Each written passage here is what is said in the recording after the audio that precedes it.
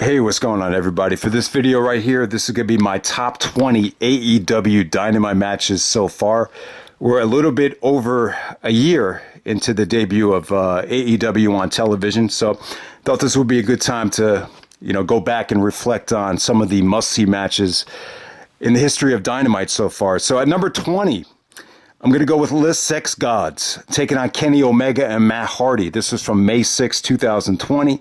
So this is hilarious that Jericho has the audacity to call himself Les Sex God at 50 years old. He basically takes someone half his age and calls himself Les Sex Gods. Just the name of that tag team is hilarious. Only Jericho would do that, but yeah, him and Sammy against Omega and Matt Hardy. This is just a good prelude to the Stadium Stampede match at Double or Nothing. It was a lot of fun. It definitely bought them some time. It was just something different to get away from the depressing atmosphere of not having, any crowd at all. So yeah, man, it was just a lot of fun. I think the highlight of the match is Omega did a moonsault off the top of a forklift. But yeah, great victory for the Inner Circle to get some heat going into Double or Nothing. At number 19, I got Chris Jericho versus Orange Cassidy. This is from Fyter Fest Night 2. And yeah, this is the best match that Jericho and Cassidy had. I think it's underrated. I thought Jericho made Cassidy look like a star. Cassidy kicking out of the code breaker. Cassidy actually baiting Jericho in by using the hands in the pockets. I thought Cassidy wrestled a great match. And, I know their Mimosa Mayhem match took some criticism, but without a doubt, I thought Jericho and Orange Cassidy delivered a 4-star quality main event at Fyter Fest Night 2 back in July. At number 18, I got SCU of Frankie Kazarian and Scorpio Sky defending their tag team titles against Kenny Omega and Adam Page from Jericho's Cruise. This was from January 22nd, 2020. This is where Omega and Page won the tag team belts. So this atmosphere on the Cruise, it was pretty interesting. I think for the first match of the show, it was fine, but I think throughout the whole night, it kind of became stale. It was cool, though. It kind of had that WXW feel where you had the crowd that close to the ring. But yeah, man, I thought Omega and Page and SCU, they opened the show up with a bang. It wasn't a pretty match. It was, a little bit sloppy at some points, but, a little bit over the top, though. But, overall, I thought it delivered. And, this is where Omega and Page won the tag team belts to put an end to SCU's reign. At number 17, I got Pac taking on Adam Page. This is from the first Dynamite. And, these two just tore it up. I just thought they continued the momentum that this show had. The first Dynamite, if any of you guys have seen it yet in its entirety, it definitely felt like a pay-per-view.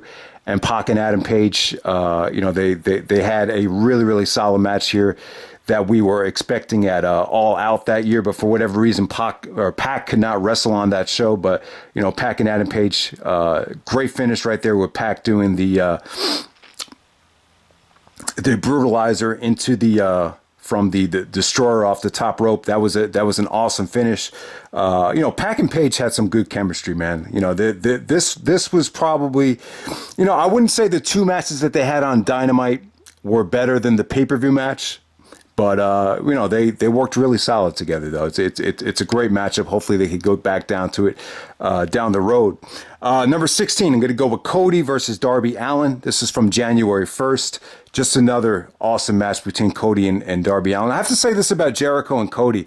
I think they've done a flawless job. Even the matches that they won, they still were able to go out there and still make the younger talent, whether it be Darby or Wardlow or Orange Cassidy or, Jungle Boy, just make them look like they belong in the ring and make them look like they could, eventually be a star one day. So, yeah, Cody and Darby Allin, this was probably a little bit more wrestling based than a lot of Darby's other matches. It wasn't as dramatic, but it just kicked off the Homecoming show with a bang. So that's Cody and Darby Allin from January 1st, New Year's Day. And number 15, I'm going to go with Kenny Omega taking on Trent. This was from April Fool's Day during the pandemic. Once again, they had Kenny Omega. They used Kenny a lot, when they didn't really have any crowds. And, Omega really had to carry a lot of the wrestling. Now, this is probably not as good as their 2017 match. I heard that they had a really awesome, I think it was at Power Struggle 2017, if I'm not mistaken. But yeah, this really showed you that, Trent can go toe to toe with someone like Omega if given the opportunity. And yeah, I just thought him and Omega just had a, very, very solid match right here. It definitely, it featured kind of a clumsy finish with, Trent actually slipping when he went for the avalanche German suplex off the top rope. But, Omega still got the victory with the one-winged angel. And, yeah, man, I just thought this was a solid matchup. And it's just, I like to see AEW go back to this when they have a crowd to feed off of and just see how good that could be. At number 14, I'm going to go with the Best Friends, taking on Santana and Ortiz in the parking lot brawl from September of 2020. Yeah, awesome stuff. This is definitely the best parking lot brawl I've seen since Eddie Guerrero and John Cena from back in the day. I just thought it was brutal. Both these teams took some nasty bumps on the cars, windshield bumps, and it just had a really feel good ending too with the Best Friends leaving in Trent's mom's car. I thought that was an awesome way to end the show. And Santana and Ortiz and Best Friends, I thought the fight was a lot of fun. And it's funny, these two actually teamed up at the beginning of the year at Bash at the Beach, and then by the end of the year, they were really, this was basically a nice little rivalry on television right there. So at number 13, I'm going to go with Cody versus Wardlow, the steel cage match from February 19th, right before Revolution. So yeah, this was just great build up for Cody and MJF going into Revolution. Arn Anderson, I didn't see it, but I guess back in the day, there was a spot where Arn Anderson shut the cage door on Dusty Rhodes, and MJF was trying to bait Arn Anderson to do the same thing. And, Arn did the opposite here. He slammed it right into MJF's face to get him to shut up. So, yeah, MJF was kind of a nagging heel on the outside the whole match. He even got into it with Brandy. But, Cody and Wardlow, man, just great matchup right here. Wardlow looked like a star here. Cody did his best to put him over. Wardlow even kicked out of the crossroads. But, yeah, it just got bloody. And then Cody doing the moonsault off the top of the cage. Just a beautiful ending to a really, really great steel cage match. I really thought this edition of Dynamite, the company really built a lot of momentum going into Revolution. All right, so at number 12, I got Chris Jericho versus Scorpio Sky. This is the main event of Dynamite on November 27th in Chicago. And, the buildup was here was just a lot of fun. I just loved it how, Scorpio had a chance to defeat Jericho. Then he was bragging about beating Jericho to an ex-girlfriend. And, the promo just set the match up very nicely. It was just cool for Scorpio Sky to get this kind of spotlight after seeing him in years and years in PWG. This might have been the best Scorpio Sky match since the Scott Lost retirement match 10 years ago at PWG 7. Jericho went over with the Walls of Jericho. It was probably the most dominant, maybe, more of a squash than some of the other Jericho matches against Darby and Orange Cassidy. But, I was still very happy that, Scorpio got a chance to go out there with Jericho and just rock the house. I thought it was underrated stuff. At number 11, I'm going to go with the Elite, taking on the Best Friends that's it. The Elite of Kenny Omega, Adam Page, and the Young Bucks, all four teaming up as the Elite to take on the Best Friends and Santana and Ortiz at Bash at the Beach. This is just an awesome way to open up Bash at the Beach. Just tremendous action from both teams. There was actually a quadruple suplex that Orange Cassidy actually came in and orchestrated there. And, the match is just a lot of fun. The Young Bucks did a lot of the heavy lifting here as Omega and Page stole the glory, kind of, planted seeds for the, some of the attention to the Revolution match. But yeah, that's, I'm not a huge fan of these, multi-man tag matches, but this started off the show in just a beautiful way. At number 10, I'm going to go with Cody versus Eddie Kingston. This is from Dynamite July 22nd to open up the show, and huge opportunity for Eddie Kingston here. And it was kind of do or die for him. And it's funny. The dynamic is really funny here because the way the match went, Cody basically took the kind of bumps and the kind of, sacrifice that you would expect Eddie to take, but only it was Cody that was taking it. And, it was just, who would have expected Cody to be taking, thumbtack bumps for Eddie Kingston? It just kind of came out of nowhere. And, even Cody was bleeding like crazy from the back. He still had the, sucked it up and just, springboard lariat, did the springboard lariat to Eddie Kingston out of nowhere. It was just a very physical, short, but hard-fought match. And it really kind of resurrected Eddie Kingston's career in retrospect. So we'll see. This is one of those matches that, it might feel even more important down the road than it already is. But I was definitely one of the highlights of Dynamite so far. At number 9, we're going to go with Pac and Jon Moxley taking on Kenny Omega and Adam Page. This is the tag match to main event October 16th. Basically what this did was, obviously, you've seen this time and time again in WWE where they take the double main event and they'll put both guys in the same tag match to build it up. Like they did this for Vengeance 2001 numerous times. But, a lot of times those matches just kind of feel like filler or, just a little tease of what you get on pay-per-view. But this match really, it still definitely felt like a pay-per-view quality match. You finally got to see Omega really work his magic on television in this match. And then it ends basically with Pac, giving, Moxley the finger, kind of leaving him for dead and hitting him with the, dirty deeds or the paradigm shift to set up Pac and Moxley the next week on television. But Omega and Page get the feel-good victory there. So this was just a nice, hard-hitting tag match between all the main event players in AEW. So once again, that's Pac and Moxley taking on Omega and Page from October 16th, 2019. At number 8, I'm going to go with Cody taking on Brodie Lee, the dog collar match from Jericho's 30th anniversary right here. This was just a war and a great revenge for Cody after getting squashed by Brodie Lee. He knew he had to suck it up and, deliver something special. I just thought this was great. The tribute to Greg the Hammer Valentine with him watching the match. Obviously, him and Piper had that classic dog collar match 37 years ago, before I was even born. So it was like, it was just cool to see, pay tribute to someone that really, paved the way. So that was really cool. Must have made Greg the Hammer really feel good. But yeah, man, him and Cody and Brodie Lee just had a great match right here. So, Cody, after getting squashed, he just really, took it up another level. This had vicious bumps. This just had vicious, drama. There was just a sick table bump even after they went to do a commercial break. And, yeah, man, it was, the post-match promo from Cody just definitely had it was just another feel-good moment. This definitely could have been saved for the pay-per-view, but, it was cool that they did it on the revenge match on Dynamite. Number 7, I'm going to go with Chris Jericho versus Darby Allin. This was from October 16th, 2019. And yeah, just a star-making performance for Darby Allin right here. This is really the first time Jericho got to main event Dynamite. And, Darby Allin was actually like handcuffed by the Inner Circle. So he had to he was doing topes with both hands,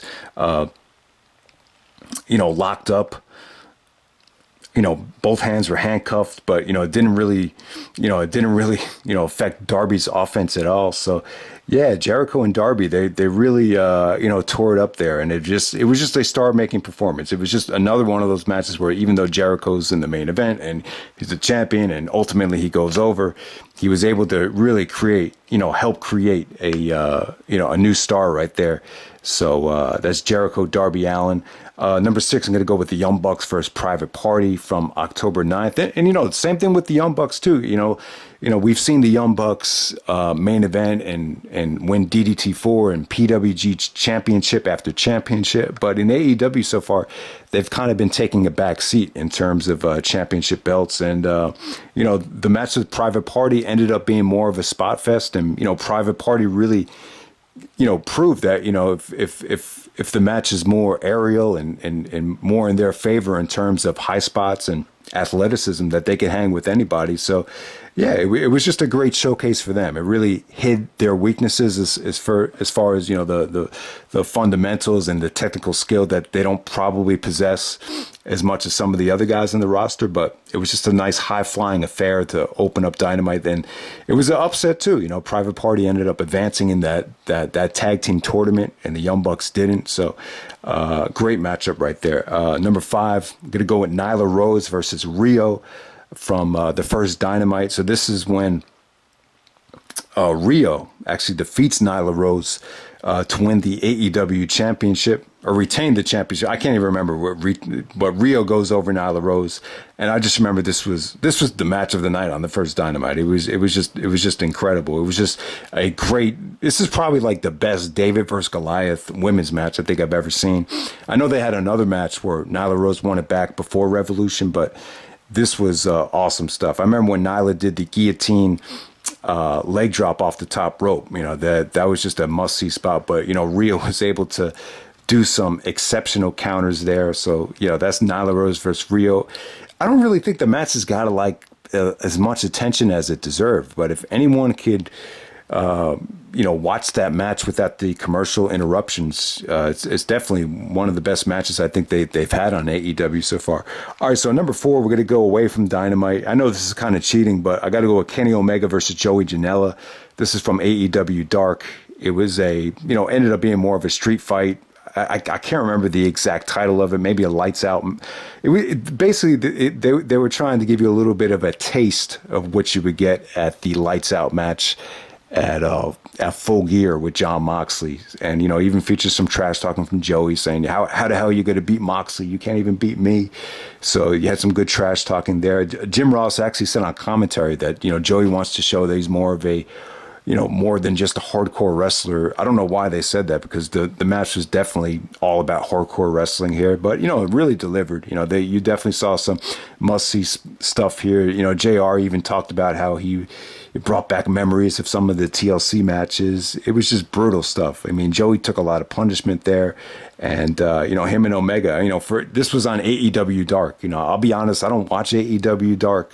I have a tough enough time just keeping up with Dynamite. So, but AEW Dark, it's a great place to to really get to know a lot of the up and coming young talent, I would say. But this is just a little bit of a treat. On rare occasions, you would get a great match on Velocity, like Benoit and Regal, or, maybe even a good match on Sunday Night Heat. But yeah, man, check out Kenny Omega, Joey Janela on AEW Dark. It's actually available on YouTube. At number 3, I'm going to go with Nick Jackson taking on Rey Fenix. This was from November 20th from Indiana to open up the show. God, this was awesome, man. This is a must-see sleeper match right here. This just had so much skill to it. This really reminds you of how great Nick Jackson could be as a singles competitor. Kind of reminiscent of a lot of the chemistry he had with El Generico in that King of Trios match, that Ray De Vallador's 4-way match with Kota Ibushi. I think it was Kota Ibushi and Jigsaw.